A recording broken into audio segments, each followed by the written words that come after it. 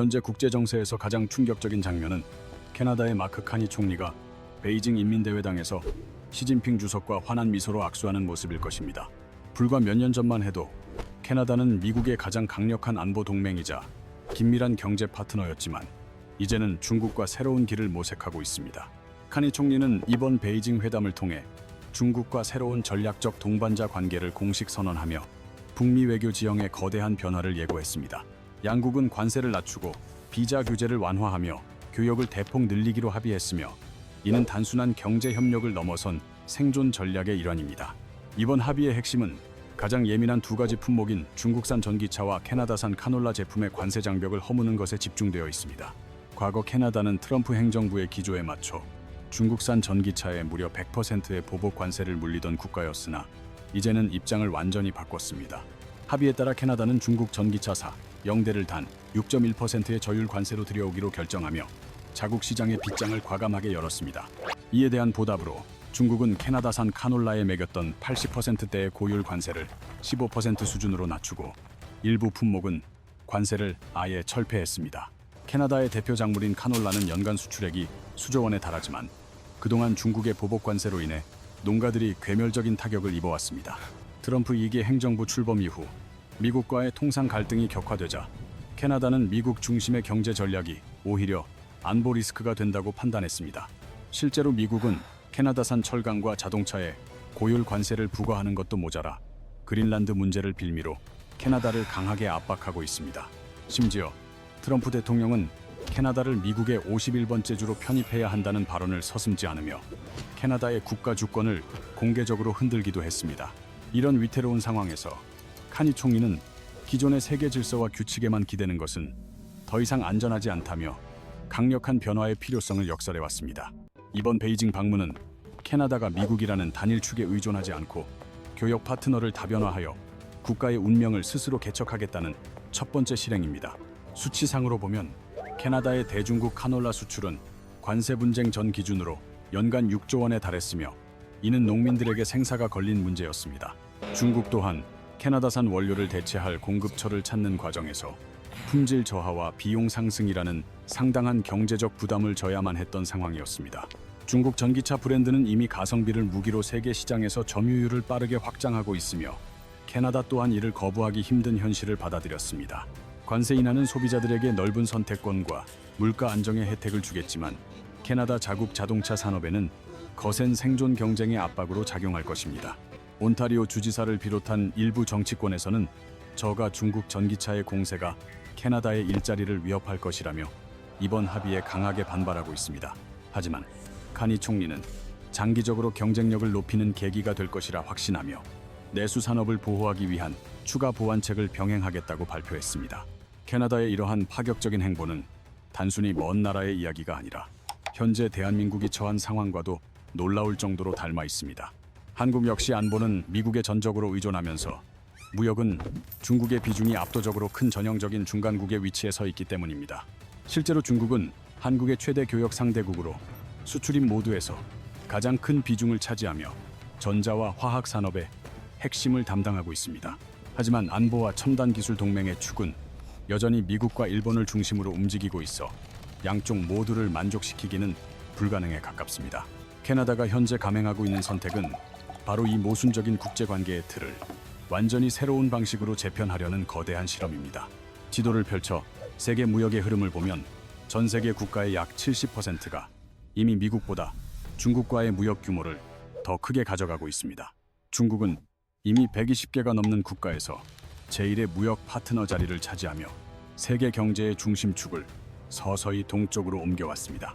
반면 미국은 동맹국과의 정치적 결속력은 여전히 강력하지만 무역과 투자 측면에서의 영향력은 예전만큼 압도적이지 못한 것이 현실입니다.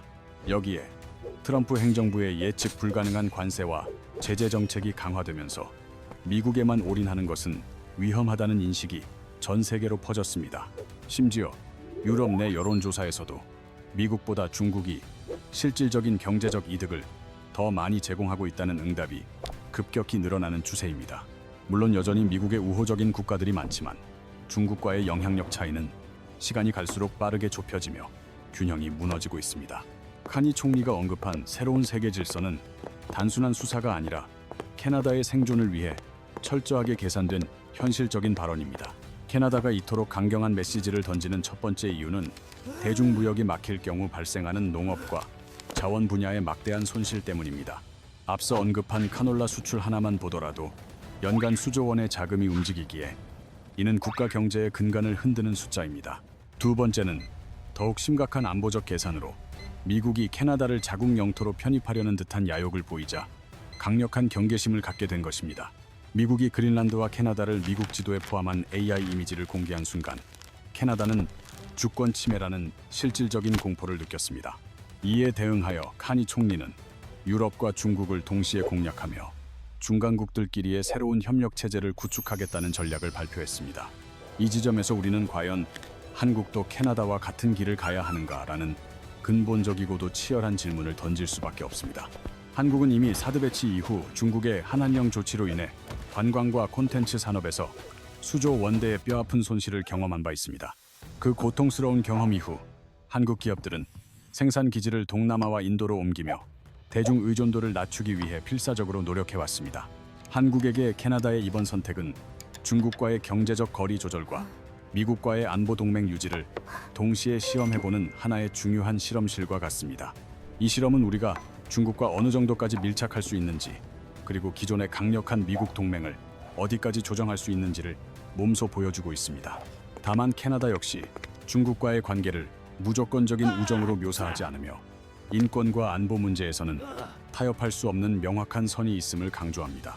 실제로 양국의 공동 발표문에는 청정에너지, 농업교역, 금융협력과 같은 순수 경제 분야가 성장의 주요 동력으로 담겨 있습니다. 반면 군사동맹이나 기존의 안보체제를 근본적으로 뒤흔들거나 바꾸는 예민한 내용은 이번 합의문에 전혀 포함되지 않았습니다. 결국 돈은 함께 벌되 안보는 따로 간다는 철저한 이분법적 선긋기 전략이 이번 캐나다와 중국 협력의 핵심이라고 볼 수 있습니다. 이 대목은 경제협력과 안보동맹을 사실상 하나의 같은 축으로 묶어두고 있는 한국이 특히 유심히 관찰하고 배워야 할 지점입니다. 만약 한국이 향후 중국과의 경제적 협력 모델을 재설계한다면 이러한 캐나다식의 이중적 선긋기가 유용한 참고 모델이 될 수 있기 때문입니다. 이제 다시 세계 전체로 시선을 돌려보면 중국은 최근 몇 년간 기록적인 무역 흑자를 이어가며 경제적 영향력을 유례없이 확장하고 있습니다. 2025년 기준으로 중국의 무역 흑자는 달러 기준 약 1조 2천억 달러, 우리 돈으로 무려 1,500조 원을 훌쩍 넘는 막대한 규모입니다. 특히 이 거대한 흑자의 상당 부분이 미국이 아닌 동남아와 아프리카 같은 신흥국과 개발도상국들과의 거래에서 창출되고 있다는 점에 주목해야 합니다. 신흥국가들은 인프라와 가전제품을 중국에서 들여오는 대신 자국의 원자재를 다시 중국으로 보내는 견고한 공급망 구조에 깊숙이 묶이고 있습니다. 과거에 단순히 세계의 공장에 불과했던 중국은 이제 전 세계의 무역 흐름을 주도하는 세계의 가장 거대한 거래 상대로 위상이 바뀌었습니다. 카니 총리가 언급한 새로운 세계 질서는 이처럼 무역의 무게중심이 조용히 동쪽으로 이동한 경제적 현실 위에서 나온 냉정한 표현입니다. 이에 맞서 미국은 동맹국 중심의 안보망을 더욱 강화하고 반도체와 배터리 같은 핵심 산업을 자국과 우방으로 끌어오는 공급망 전략에 집중하고 있습니다. 한국의 반도체 기업들이 미국 공장 투자에 대한 끊임없는 압박을 받는 것도 바로 이러한 미국의 거대한 국가안보 전략의 일환입니다. 정리하자면 중국은 무역과 시장을 무기로 영향력을 넓히고 있으며 미국은 안보와 첨단 기술 동맹을 무기로 이에 맞서 버티는 구도입니다. 그 거대한 틈바구니 사이에서 캐나다와 한국 같은 나라들은 각자의 생존을 위해 어디에 얼마나 기대야 할지 매일같이 계산기를 두드리고 있습니다. 캐나다 내부에서도 농업지역은 수출 재개를 반기지만 자동차와 철강 산업지역은 일자리 위협을 이유로 이번 합의에 대해 극심하게 분열된 반응을 보입니다. 야당은 인권 문제를 제기하며 정부를 비판하지만 카니 총리는 원하는 세상이 아닌 있는 그대로의 현실을 기준으로 전략을 짠다며 맞서고 있습니다.